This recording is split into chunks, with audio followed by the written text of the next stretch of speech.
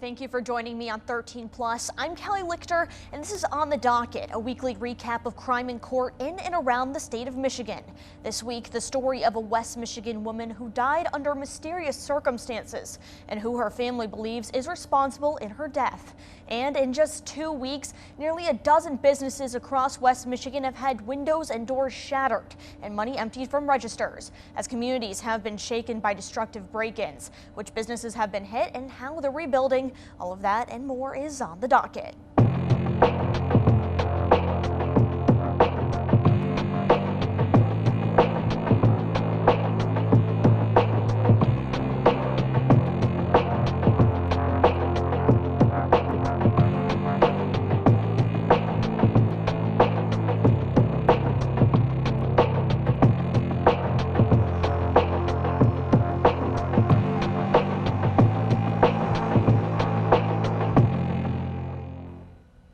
2 years after a woman's death, a West Michigan family remains suspicious about what happened to her.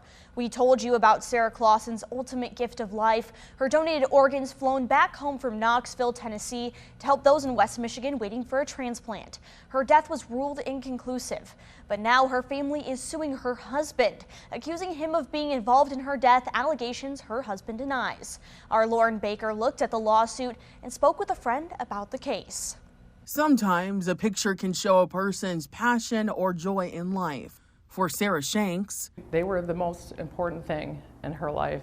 The joy in her life was her kids. They were the best thing she ever did. Her good friend Molly Stevens says Shanks was a devoted mother, not only to her kids, but also to a healthy lifestyle. She was an avid runner, traveled internationally and going on fun vacation trips, and she went for a run every day. Stevens never questioned Shanks' health until the unthinkable happened. The day I got the phone call that she had been brought to the hospital, I was in complete shock. She was probably one of the most healthy people I know. In January of 2023, Shanks' family in Michigan received a call. Shanks, who was living in Knoxville, Tennessee, was in the hospital on life support after collapsing in her driveway. We found out that she was in ICU. She was completely non-responsive from the moment in the ambulance ride to the hospital. Sadly, she died 9 days later. After her death, her family learned that Shanks was an organ donor, and one of her organs was donated to a man in Michigan. Sarah grew up in Michigan,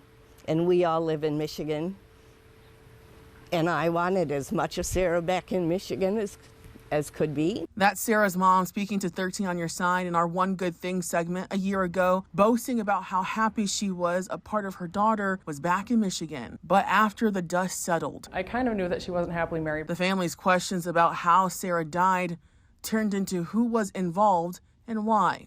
In February of 2025, Shanks' family filed a civil suit in Tennessee, claiming her husband was involved in her death. The lawsuit says her family claims Shanks suddenly died after trying to divorce her husband for a bad marriage and alleges emotional abuse and control. The suit claims her husband killed her and did not render proper aid to help her survive her injuries. I have a copy of the 911 call. You can hear her gasping for breath in the background. It's horrible. He's a doctor. It's just, I can't believe that he didn't try to do more. While the suit says medical records show Shanks suffered neck and brain swelling injuries, her death was officially ruled inconclusive, partly due to the organ donor process. In her letter to the Knoxville Police Department, Knox County Assistant District Attorney Rachel Hill wrote that Shanks' death was highly suspicious and that evidence from the investigation found instability in the Shanks' marriage. But because of the uncertainty of how or why Shanks died, the office could not prosecute Ryan Shanks, which is why the family has filed a civil suit. We feel like he's not being truthful,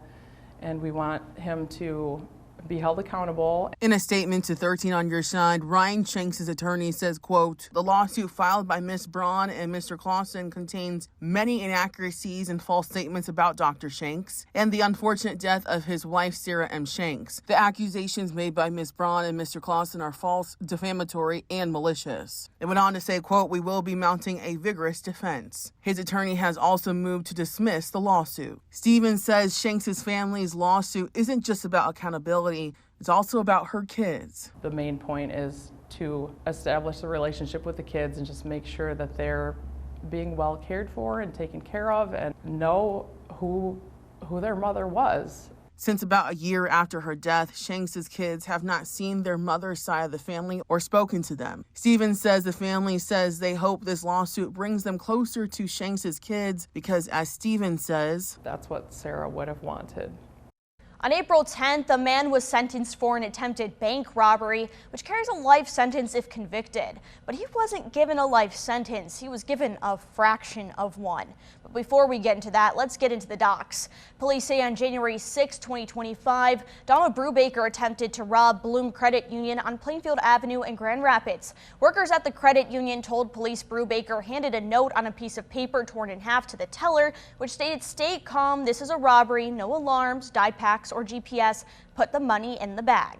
He then presented a revolver and a yellow bag. No cash was given, but he left in a blue Nissan Sentra. Employees gave police a description of what Brubaker was wearing, including a Gap sweatshirt and N95 mask and navy blue sweatpants. Video showed Brubaker's car arriving to the credit union, which was connected to his girlfriend who he lived with. At his house, they found Brubaker wearing the navy blue sweatpants, and while searching, they found the Gap hoodie inside the house and the N95 mask and other half of the torn paper in the car. Brubaker was on video at a Dollar Tree prior to the robbery, wearing the same navy blue pants and driving the same Nissan. Now that we've gotten through the background, we're going to make this sentencing breakdown a little different. I'm going to play an edited version of the whole sentencing, and then we're going to break it down. This is the matter of People State of Michigan versus Donald Brubaker. Docket numbers are 25-00588FH, 25-00713FC. Is there anything on behalf of Mr. Brubaker this morning? Yes, Your Honor, thank you.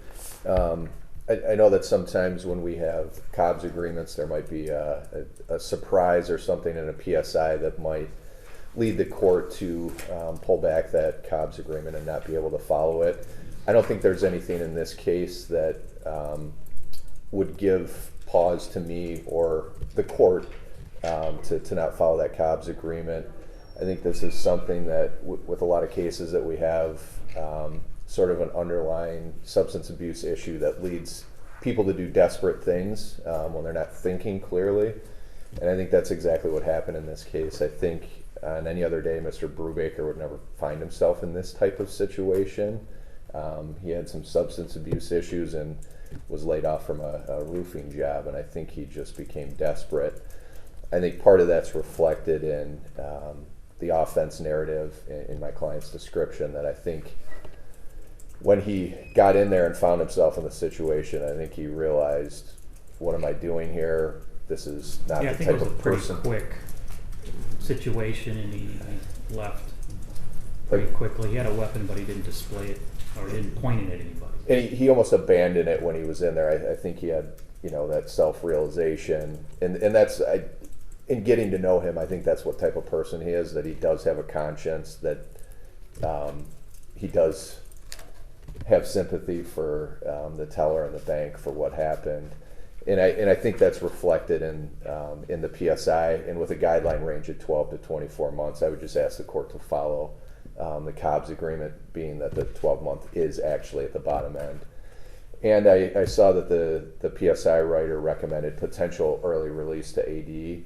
I don't know if that's something the court would consider. We would just ask that the court not put an objection in the sentence, and that's something that maybe he could explore later if that's something that would be appropriate. Okay, Mr. Sick, thank you. Mr. Brubaker, is there anything you wish to say this morning? No, I think you covered it all. Okay, there's two cases on the docket. In the case number 588FH, you pled to one count of resisting and obstructing a police officer. That carries a maximum penalty of 2 years, and then in case number 713FC, you pled to one count of bank robbery. That is a life offense. Your record is otherwise good. You have no prior felonies. You have quite a few misdemeanors, however, 12 prior misdemeanors, but I think the circumstances that surround this crime are why your guidelines were scored so low by the Michigan Department of Corrections. So your sentencing guidelines are 0 to 11 for the resisting and obstructing, and they were scored at 12 to 24 months on the minimum sentence for the bank robbery. And again, I think for a life offense, that's quite low. I think if you had pointed that gun at the teller, you'd be looking at quite a different situation for yourself. So I want to note that. The court did evaluate sentencing at 12 months. That is within these guidelines for the bank robbery. And the court will follow that Cobb's evaluation, Mr. Brubaker. You'll serve 330 days on the resisting and obstructing a police officer. You'll serve 365 days in the county jail on the bank robbery. You'll get credit for 95 days for each count. And these will run concurrently. I am then, however, going to put you on probation for 2 years. I think that's appropriate. I think given the substance abuse issues that you seem to have, I think probation is important to give you that programming, but more importantly, I think the supervision for the community. I think the community needs to know that this isn't going to happen again. If you violate your probation, you're probably looking at prison, and that if that happens. Do you understand that? Yes, Okay. yes, Your Honor. And there's a monthly supervision fee for probation. And I am going to object to any early release to alternative directions. I think that given the circumstances, I think a straight jail term is appropriate. And I want to know too, you know, that the Michigan Department of Corrections recommended a 6-month jail period and probation. So, you know, I did look at that, but I believe the 12 months is more fitting for what happens. So that's what I'm going to impose. Brubaker had a Cobb's agreement, which is where a judge says if the defendant pleads guilty at a certain moment during the case, they will likely sentence them within a specific guideline range. He pled guilty to 1 count of resisting and obstructing a police officer and 1 count of bank robbery. Like Judge Scott Noto and his attorney Jason Siffert say in the video, Brubaker had a lot going on. Siffert noted Brubaker's substance abuse issues and that he had been fired from a job around the time of the attempted robbery. Judge Noto acknowledged he left the bank quickly and that he did not point the weapon at the teller, with Siffert saying he almost drops it entirely. Brubaker also had 12 prior misdemeanors, but Noto says his record is otherwise good with no felony charges. And while Brubaker could have faced life in prison, all of those moving parts contributed to his final sentence, which is 330 days in jail for resisting and obstructing a police officer and 1 year for bank robbery. He will get 95 days served as credit and 2 years of supervised probation. However, Judge Noto did object to early release and alternative directions, saying that a straight jail term with probation would be appropriate. On April 8th, we traveled a little up north after the Mason County Sheriff's Department released body camera footage of their deputies saving people from a second-floor balcony after an apartment fire prevented them from exiting downstairs. The fire happened at Glendale Apartments in Scottville near Ludington. And before I share my interview with the county sheriff, we're about to play the full body camera footage for you. It shows how the emergency responders used quick thinking and a pickup truck to get the people down. I need you to hoist down your kid over here. I need you and you. We're gonna. Yeah. You have to do it. Okay. Let's get. Want me to climb up there? Hold on. Hey, Moss, I got a kid. We gotta get that kid off that second story right there.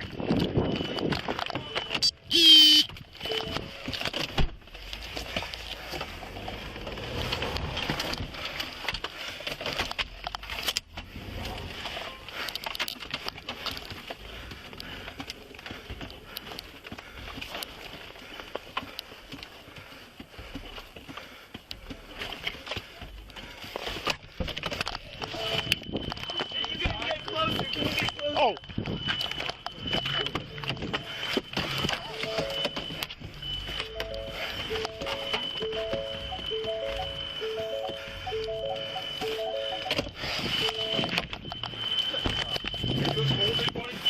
Yeah, it does.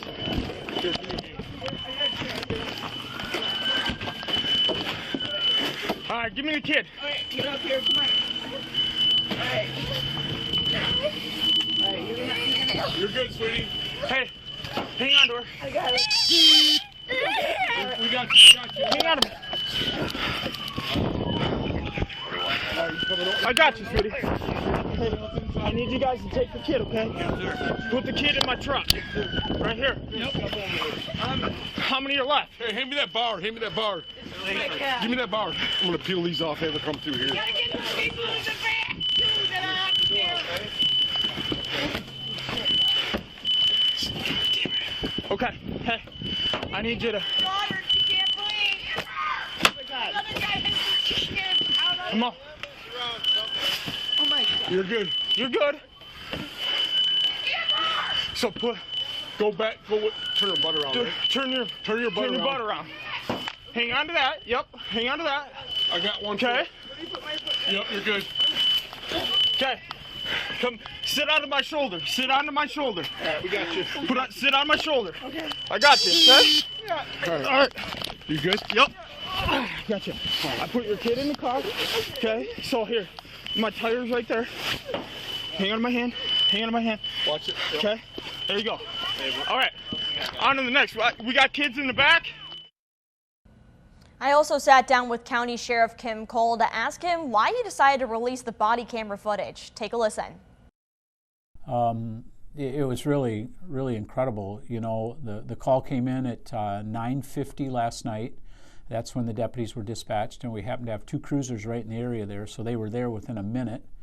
And it appears the fire started in a downstairs apartment of this apartment complex, and the people on the second floor, because of all the smoke filling the building, could not get to their doors to exit, so they ended up retreating back onto their back balconies. So, and there was nowhere for them to go from there, so yeah. Initially they thought they could talk them into handing the children over the rail, and that wasn't going to work. So the one deputy, the sergeant that was on, he happens to be driving a pickup truck with a hard-covered topper on the back, and he was thoughtful enough, thinking on his feet enough, that he backed the truck up to the balcony there and was able to get up on the top of his truck and then help him out from there. So it was really incredible. Yeah, it's really, I was quite proud of the fact that they were working through different obstacles that were placed before them to have a successful rescue. That was awesome. Yeah, being able to think through problems is crucial, and you know, when you're in a stressful situation, your mind tends to kind of shut down a little bit. You get a little bit of tunnel vision.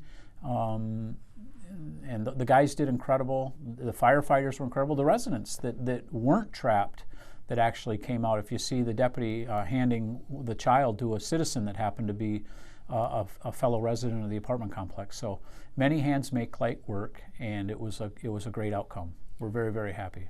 Because I think it's important the public understand the positive side of law enforcement. You know, a few years ago, when there was a police accountability measures that were being pushed, everybody wanted body cam videos. And I was one of the guys that said, release them. Release the body cam videos, because let's all get body cams, because law enforcement does way more good throughout their shifts than they do bad.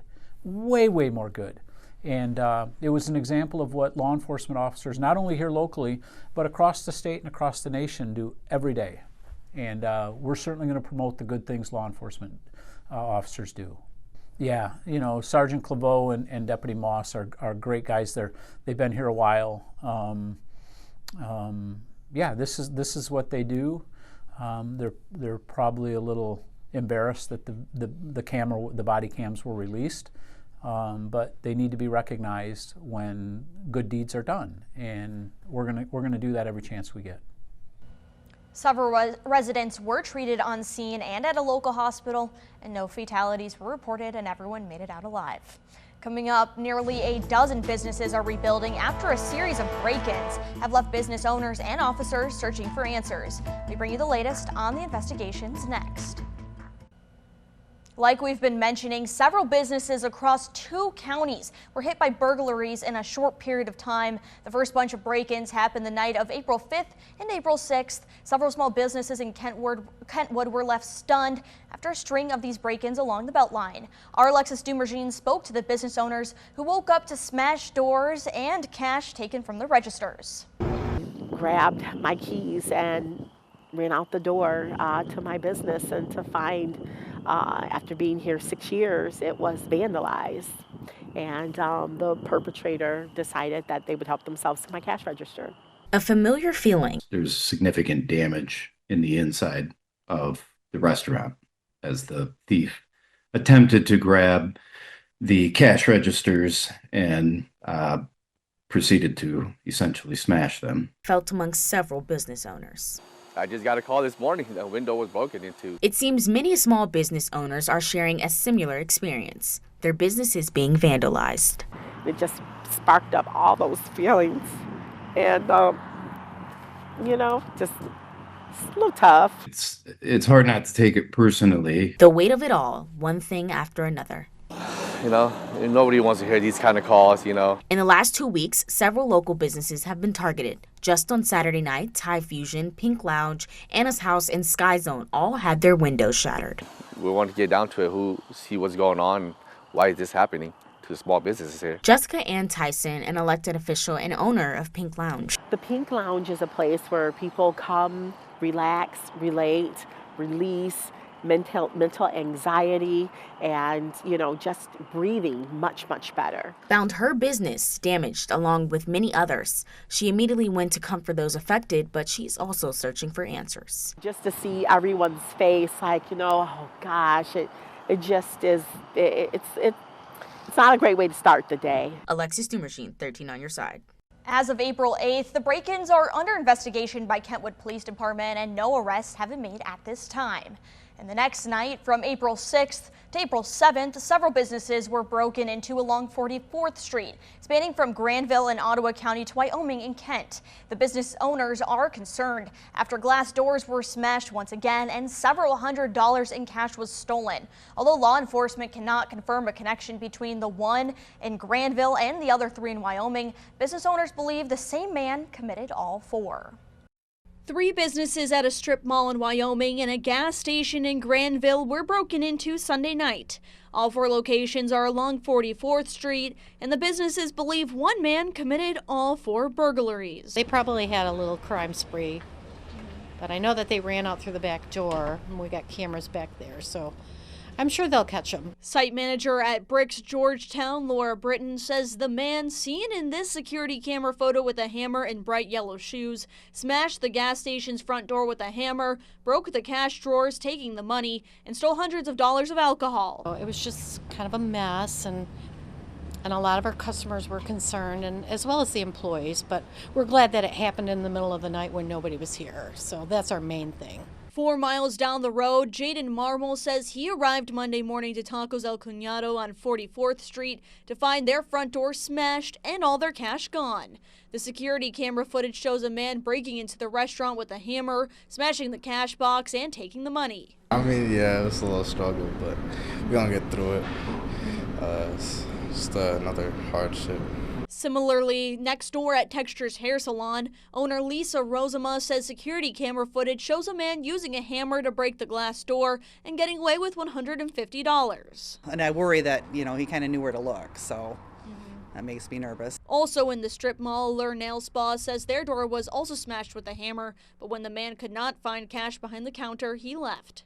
While all 4 incidents are similar, Wyoming PD cannot confirm a connection between the gas station break-in and the other 3. We're told 2 departments are handling the respective cases. Anyone with information on the Wyoming break-in should contact the Wyoming Police Department. And with information about the Bricks Georgetown break-in, contact the Ottawa County Sheriff's Department. And moving away from the smash and grabs, the Grand Rapids Police Department is investigating after people reported vandals snuck into the construction site at the Grand Rapids Public Museum and messed with heavy machinery.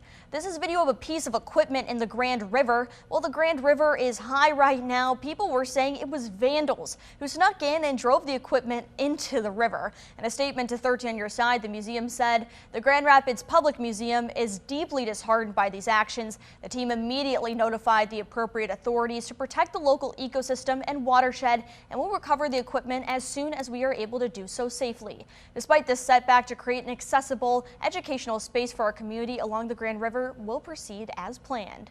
Adding that the investigation is ongoing and they're closely coordinating with the city and GRPD. They referred us to GRPD for updates at this time. When 13 on Your Side contacted the city on April 7th, the city said in a statement, early Sunday morning, individuals illegally accessed the Grand Rapids Public Museum construction site. We are currently investigating if these same people are responsible for the partially submerged construction equipment in the river. While the equipment is not currently discharging anything harmful into the Grand River, we are working with Eagle to ensure the appropriate environmental protections are in place. Due to its location and the current river conditions, it is currently unsafe to extract the equipment, but we plan to do so as soon as we are able. As of April 8th, the investigation is ongoing, according to the city. Anyone with information is being asked to contact GRPD or Silent Observer. Coming up, Kent County with other victims of violent crimes gathered to hold a vigil in remembrance of those who have been affected by unimaginable tragedies. After the break, hear how Kent County is healing through tragedy and remembering those who have been lost.